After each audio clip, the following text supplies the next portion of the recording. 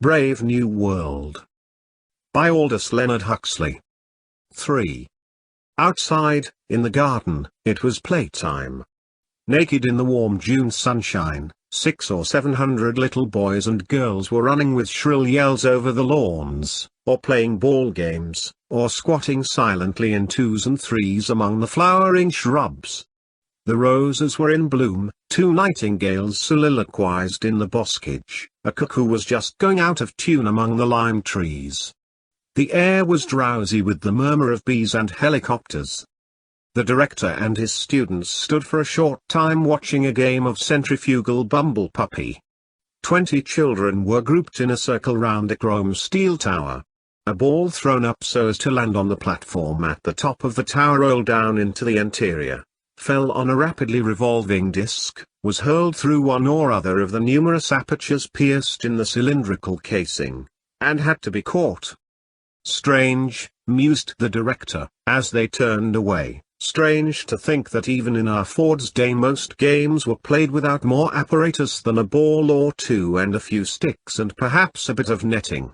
Imagine the folly of allowing people to play elaborate games which do nothing whatever to increase consumption.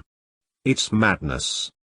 Nowadays the controllers won't approve of any new game unless it can be shown that it requires at least as much apparatus as the most complicated of existing games. He interrupted himself. That's a charming little group, he said, pointing. In a little grassy bay between tall clumps of Mediterranean heather, 2 children, a little boy of about 7 and a little girl who might have been a year older, were playing, very gravely and with all the focused attention of scientists intent on a labor of discovery, a rudimentary sexual game. Charming, charming. The DHC repeated sentimentally. Charming, the boys politely agreed. But their smile was rather patronizing. They had put aside similar childish amusements too recently to be able to watch them now without a touch of contempt. Charming? But it was just a pair of kids fooling about, that was all. Just kids. I always think, the director was continuing in the same rather maudlin tone, when he was interrupted by a loud boohooing. From a neighboring shrubbery emerged a nurse, leading by the hand a small boy, who howled as he went. An anxious-looking little girl trotted at her heels. "What's the matter?" asked the director. The nurse shrugged her shoulders. "Nothing much," she answered. "It's just that this little boy seems rather reluctant to join in the ordinary erotic play.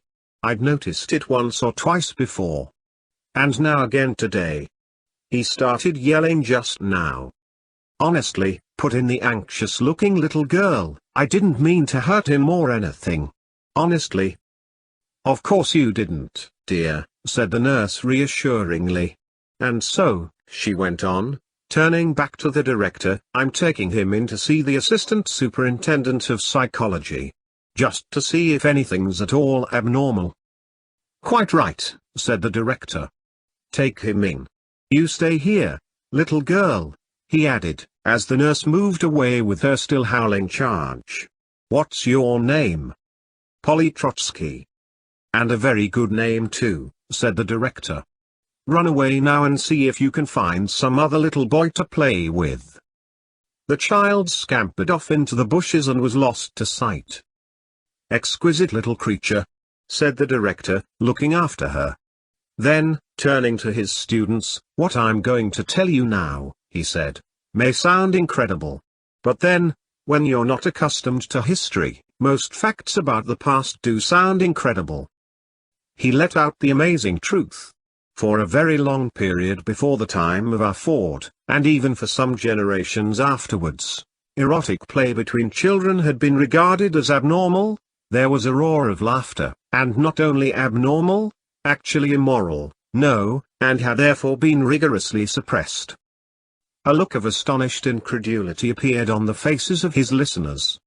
Poor little kids not allowed to amuse themselves? They could not believe it.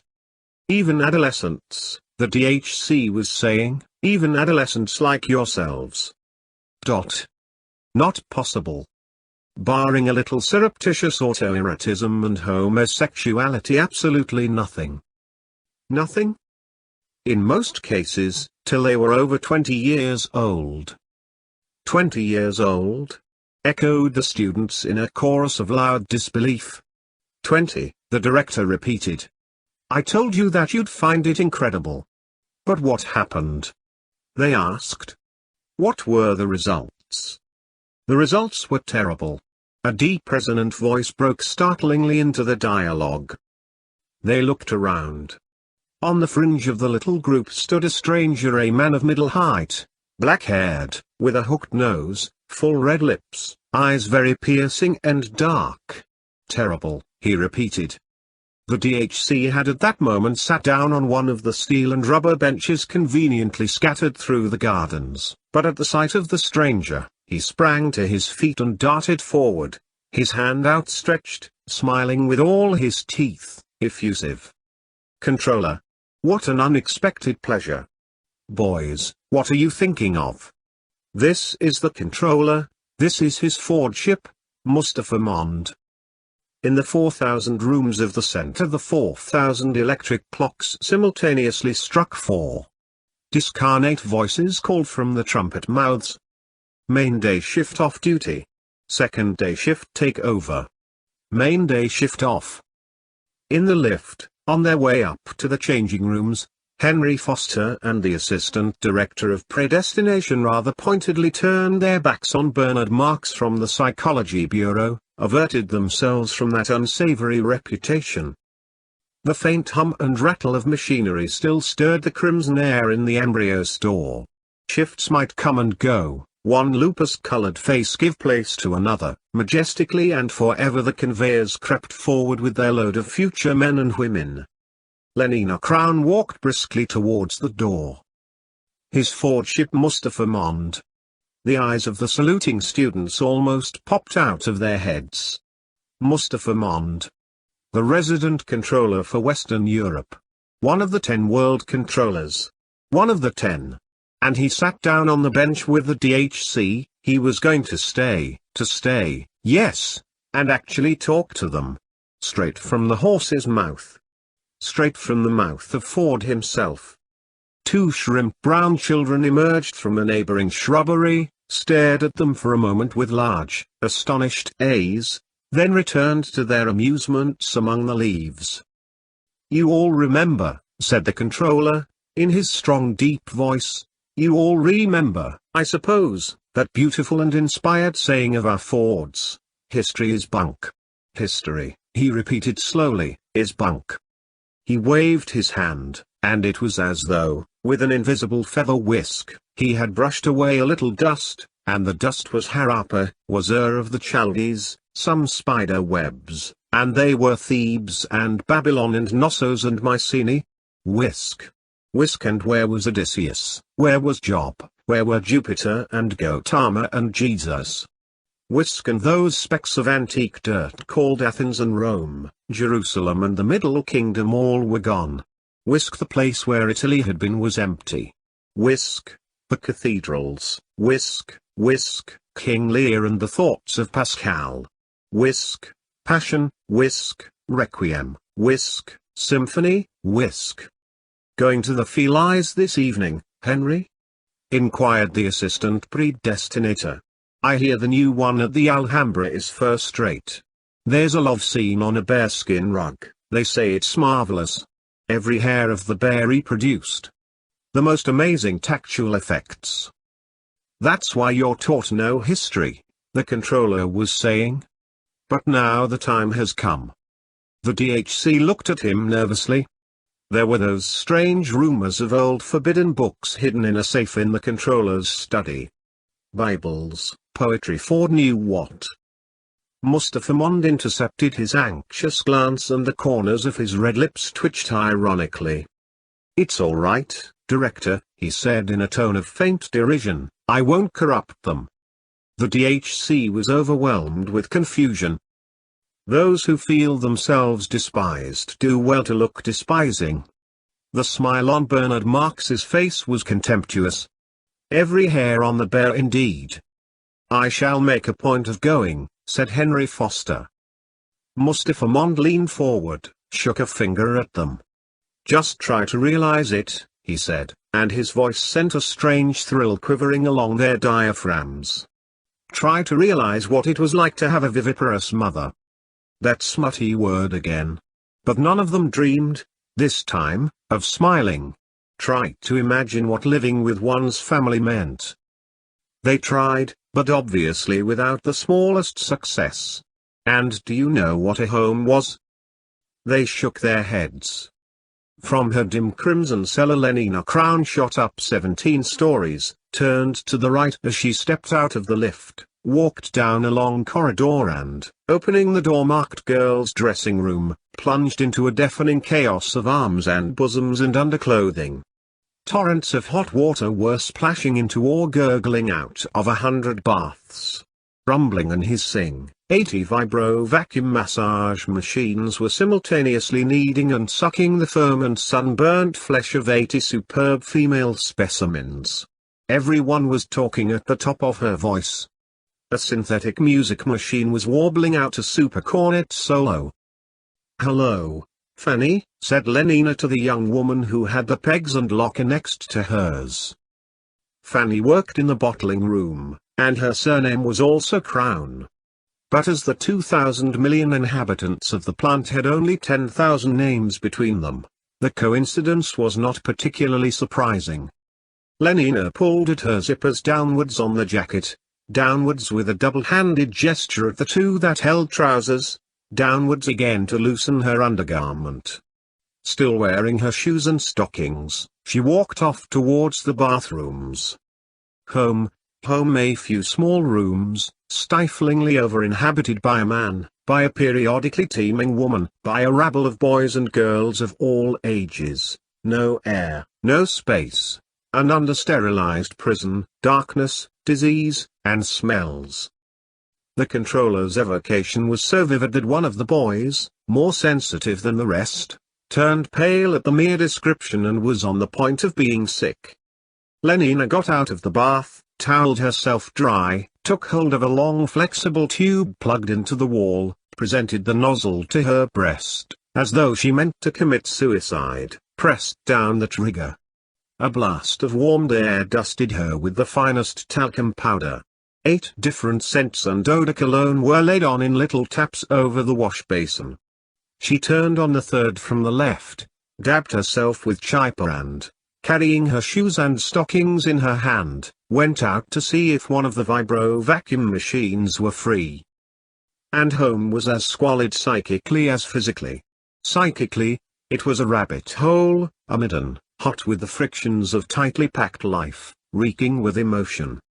What suffocating intimacies, what dangerous, insane, obscene relationships between the members of the family group.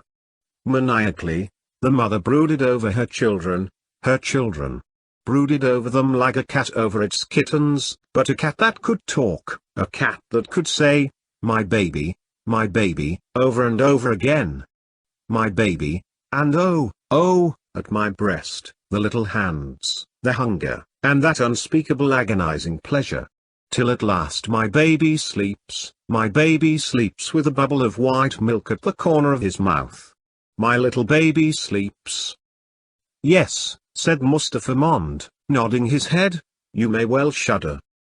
Who are you going out with tonight? Lenina asked, returning from the vibrovac like a pearl illuminated from within, pinkly glowing. Nobody. Lenina raised her eyebrows in astonishment. I've been feeling rather out of sorts lately, Fanny explained. Dr. Wells advised me to have a pregnancy substitute. But, my dear, you're only 19. The first pregnancy substitute isn't compulsory till 21. I know, dear. But some people are better if they begin earlier. Dr. Wells told me that brunettes with wide pelvises, like me, ought to have their first pregnancy substitute at 17. So I'm really 2 years late, not 2 years early. She opened the door of her locker and pointed to the row of boxes and labeled files on the upper shelf. Syrup of corpus luteum, Lenina read the names aloud. Overin, guaranteed fresh, not to be used after August 1st, AF 632. mammary gland extract, to be taken 3 times daily, before meals, with a little water. Placentin, 5 cc to be injected intravenously every 3rd day. Ugh. Lenina shuddered. How I loathe intravenols, don't you? Yes. But when they do one good. Fanny was a particularly sensible girl.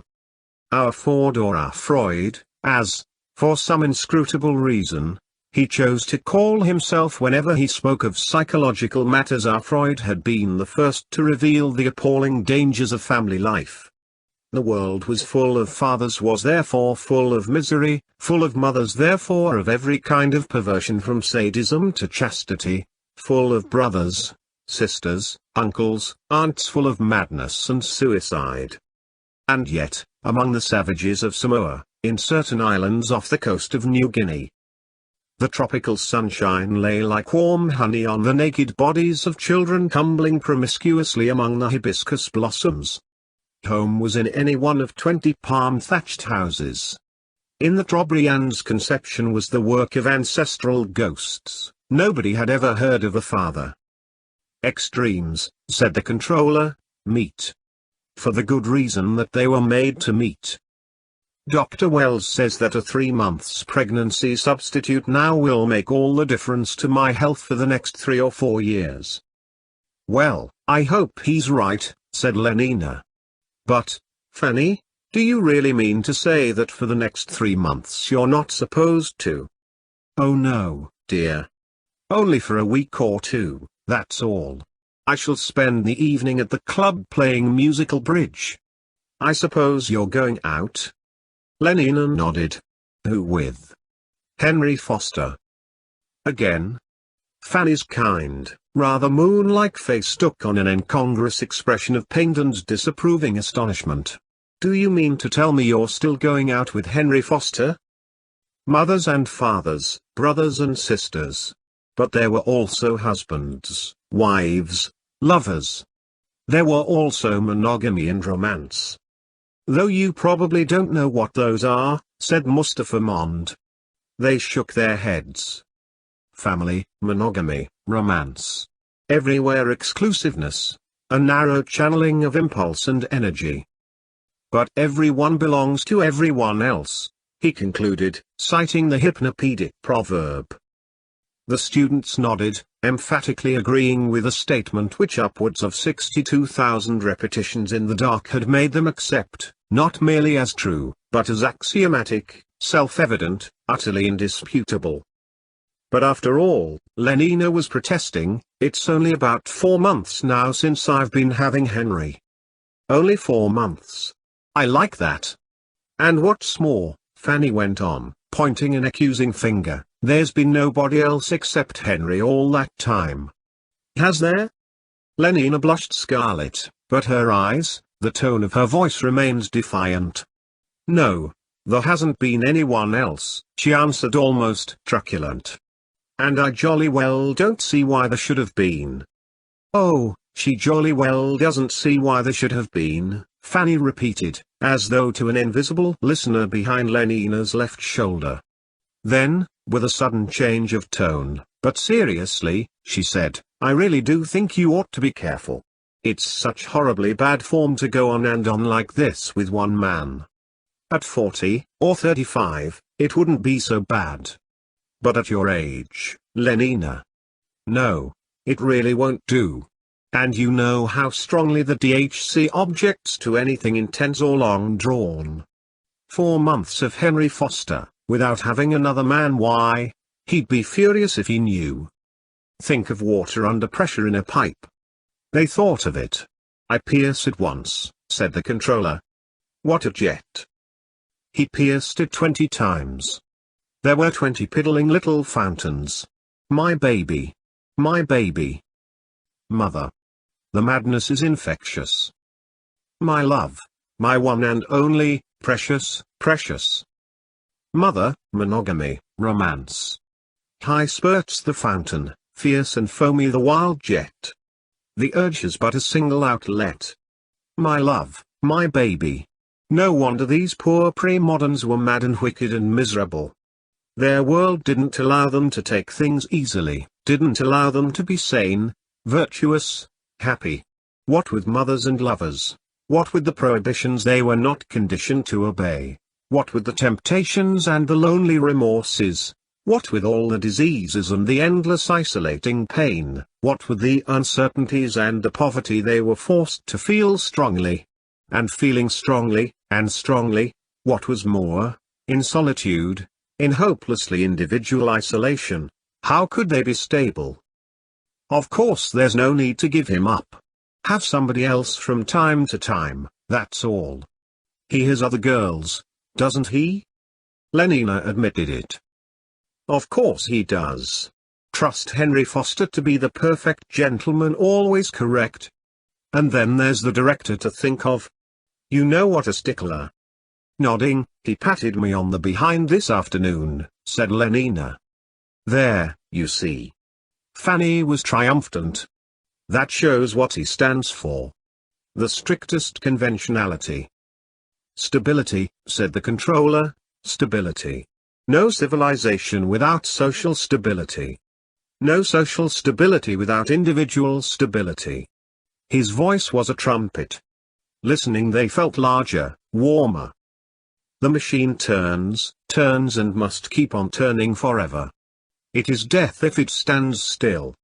1,000 millions scrabbled the crust of the earth. The wheels began to turn. In 150 years there were 2,000 millions. Stop all the wheels. In 150 weeks there are once more only 1,000 millions. 1,000 men and women have starved to death. Wheels must turn steadily, but cannot turn untended. There must be men to tend them, men as steady as the wheels upon their axles, sane men, obedient men, stable in contentment. Crying, my baby, my mother, my only love, groaning, my sin, my terrible God, screaming with pain, muttering with fever, bemoaning old age and poverty. How can they tend the wheels? And if they cannot tend the wheels, the corpses of 1,000 men and women would be hard to bury or burn. And after all, Fanny's tone was coaxing. It's not as though there were anything painful or disagreeable about having one or two men besides Henry. And seeing that you ought to be a little more promiscuous. Stability, insisted the controller, stability. The primal and the ultimate need. Stability. Hence all this. With a wave of his hand he indicated the gardens, the huge building of the conditioning center, the naked children furtive in the undergrowth or running across the lawns. Lenina shook her head. Somehow, she mused, I hadn't been feeling very keen on promiscuity lately. There are times when one doesn't. Haven't you found that too, Fanny? Fanny nodded her sympathy and understanding. But one's got to make the effort, she said, sententiously, one's got to play the game. After all, everyone belongs to everyone else. Yes, everyone belongs to everyone else, Lenina repeated slowly and, sighing, was silent for a moment, then, taking Fanny's hand, gave it a little squeeze. You're quite right, Fanny. As usual. I'll make the effort. Impulse arrested spills over, and the flood is feeling, the flood is passion, the flood is even madness. It depends on the force of the current, the height and strength of the barrier. The unchecked stream flows smoothly down its appointed channels into a calm well-being. The embryo is hungry, day in, day out.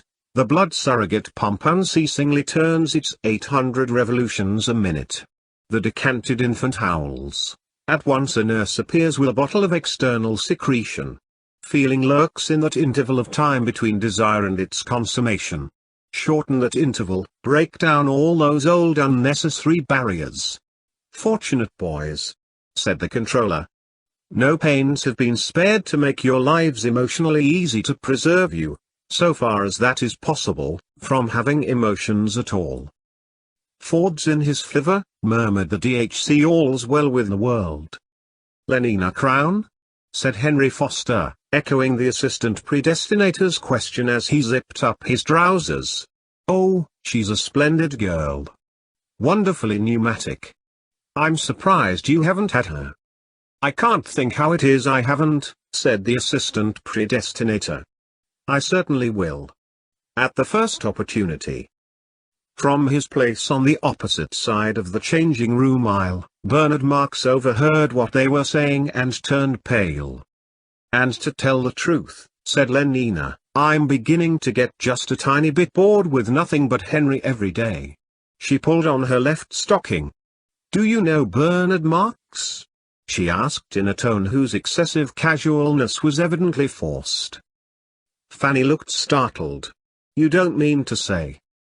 Why not? Bernard's an Alpha Plus. Besides, he asked me to go to one of the savage reservations with him. I've always wanted to see a savage reservation. But his reputation? What do I care about his reputation? They say he doesn't like obstacle golf. They say, mocked Lenina. And then he spends most of his time by himself alone. There was horror in Fanny's voice. Well, he won't be alone when he's with me. And anyhow, why are people so beastly to him? I think he's rather sweet. She smiled to herself, how absurdly shy he had been. Frightened almost as though she were a world controller and he a gamma-machine minder.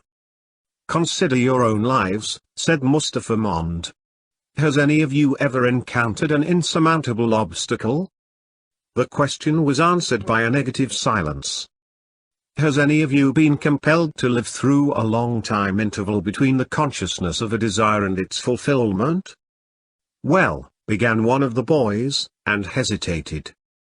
Speak up, said the DHC, don't keep his Fordship waiting.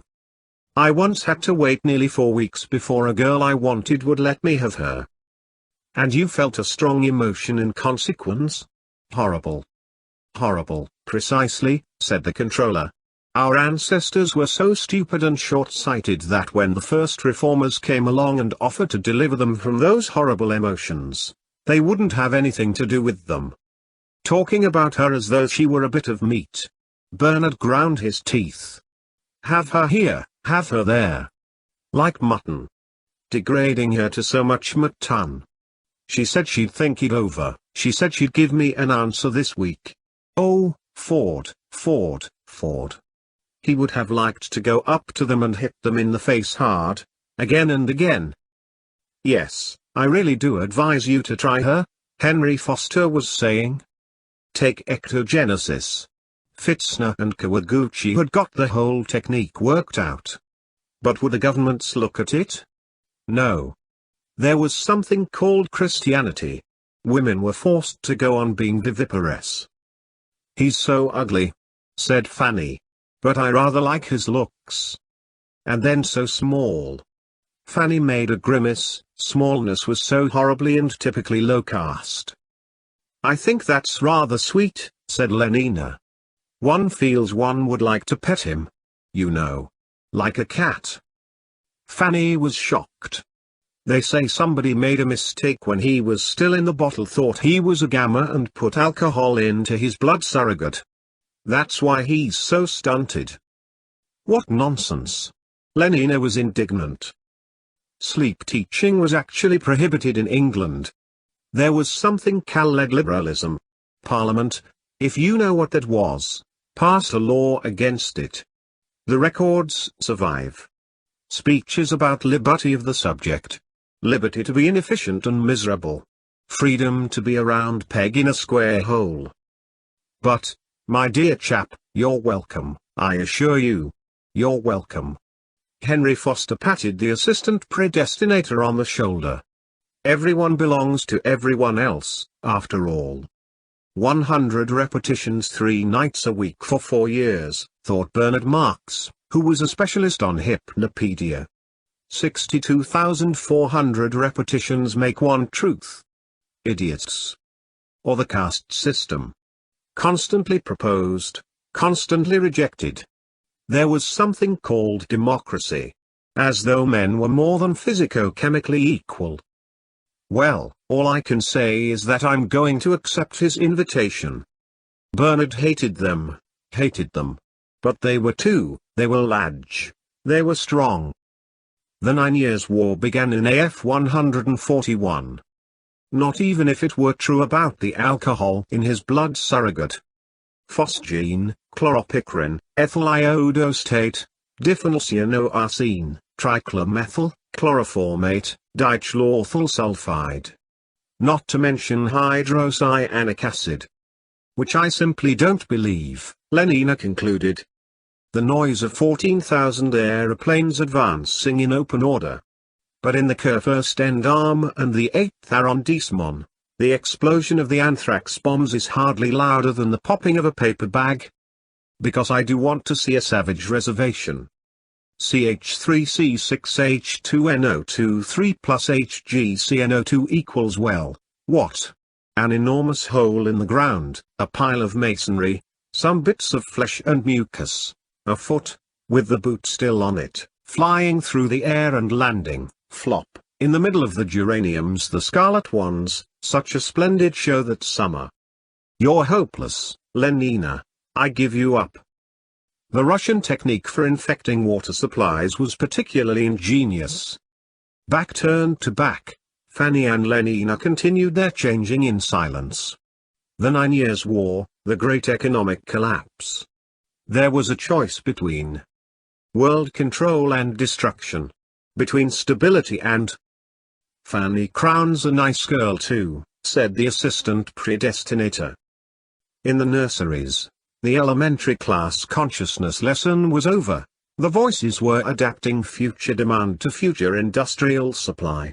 I do love flying, they whispered, I do love flying, I do love having new clothes, I do love. Liberalism, of course, was dead of anthrax, but all the same you couldn't do things by force. Not nearly so pneumatic as Lenina. Oh, not nearly. But old clothes are beastly, continued the untiring whisper. We always throw away old clothes. Ending is better than mending, ending is better than mending, ending is better. Government's an affair of sitting, not hitting. You rule with the brains and the buttocks, never with the fists. For example, there was the conscription of consumption. There, I'm ready, said Lenina, but Fanny remained speechless and averted. Let's make peace, Fanny darling. Every man, woman and child compelled to consume so much a year. In the interests of industry. The sole result. Ending is better than mending. The more stitches, the less riches, the more stitches. One of these days, said Fanny, with dismal emphasis, you'll get into trouble. Conscientious objection on an enormous scale. Anything not to consume. Back to nature. I do love flying. I do love flying. Back to culture. Yes, actually to culture. You can't consume much if you sit still and read books. Do I look all right? Lenina asked. Her jacket was made of bottle green acetate cloth with green viscose fur, at the cuffs and collar. 800 simple lifers were mowed down by machine guns at Golders Green. Ending is better than mending, ending is better than mending. Green corduroy shorts and white viscose woolen stockings turned down below the knee. Then came the famous British Museum massacre. 2,000 culture fans gassed with dichlorethyl sulfide. A green and white jockey cap shaded Lenina's eyes, her shoes were bright green and highly polished. In the end, said Mustafa Mond, the controllers realized that force was no good. The slower but infinitely surer methods of ectogenesis, neo-Pavlovian conditioning and hypnopedia. And round her waist she wore a silver-mounted green Morocco surrogate cartridge belt, bulging, for Lenina was not a free martin, with the regulation supply of contraceptives. The discoveries of Fitzner and Kawaguchi were at last made use of. An intensive propaganda against viviparous reproduction. Perfect! Cried Fanny enthusiastically. She could never resist Lenina's charm for long. And what a perfectly sweet Malthusian belt. Accompanied by a campaign against the past, by the closing of museums, the blowing up of historical monuments, Luckily most of them had already been destroyed during the 9 Years' War, by the suppression of all books published before AF 1500. "I simply must get one like it," said Fanny. There were some things called the pyramids, for example. My old black patent bandolier. And a man called Shakespeare. You've never heard of them, of course. It's an absolute disgrace, that bandolier of mine. Such are the advantages of a really scientific education. The more stitches the less riches, the more stitches the less. The introduction of our Ford's first T model. I've had it nearly 3 months. Chosen as the opening date of the new era. Ending is better than mending, ending is better. There was a thing, as I've said before, called Christianity. Ending is better than mending. The ethics and philosophy of underconsumption. I love new clothes, I love new clothes, I love. So essential when there was underproduction, but in an age of machines and the fixation of nitrogen positively a crime against society. Henry Foster gave it me. All crosses had their tops cut and became T's. There was also a thing called God. It's real Morocco's surrogate. We have the world state now. And Ford's Day celebrations, and community sings, and solidarity services. Ford, how I hate them. Bernard Marx was thinking. There was a thing called heaven, but all the same they used to drink enormous quantities of alcohol. Like meat, like so much meat. There was a thing called the soul and a thing called immortality. Do ask Henry where he got it. But they used to take morphia and cocaine. And what makes it worse, she thinks of herself as meat. 2,000 pharmacologists and biochemists were subsidized in AP 178. He does look glum, said the assistant predestinator, pointing at Bernard Marx. 6 years later it was being produced commercially. The perfect drug. Let's bait him. Euphoric, narcotic, pleasantly hallucinant. Glum. Marx, glum. The clap on the shoulder made him start. Look up. It was that brute Henry Foster. What you need is a gram of soma. All the advantages of Christianity and alcohol, none of their defects. Ford, I should like to kill him. But all he did was to say, no, thank you, and fend off the profit tube of tablets. Take a holiday from reality whenever you like, and come back without so much as a headache or a mythology. Take it, insisted Henry Foster, take it. Stability was practically assured. 1 cubic centimeter cures 10 gloomy sentiments, said the assistant predestinator, citing a piece of homely hypnopedic wisdom. It only remained to conquer old age. Damn you, shouted Bernard Marx. Hoity-toity. Gonadal hormones, transfusion of young blood, magnesium salts. And do remember that a gram is better than a dam. They went out, laughing. All the physiological stigmata of old age have been abolished. And along with them, of course. Don't forget to ask him about that Malthusian belt, said Fanny. Along with them all the old man's mental peculiarities. Characters remain constant throughout a whole lifetime. 2 rounds of obstacle golf to get through before dark. I must fly. Work, play at 60 hours and tastes are what they were at 17. Old men in the bad old days used to renounce, retire, take to religion, spend their time reading, thinking. Idiots, swine. Bernard Marx was saying to himself, as he walked down the corridor to the lift. Now such is progress. The old men work, the old men copulate, the old men have no time, no leisure from pleasure, not a moment to sit down and think, or if ever by some unlucky chance such a crevice of time should yawn in the solid substance of their distractions, there is always soma, delicious soma, half a gran for a half holiday, a gran for a weekend, 2 grams for a trip to the gorgeous east, 3 for a dark eternity on the moon.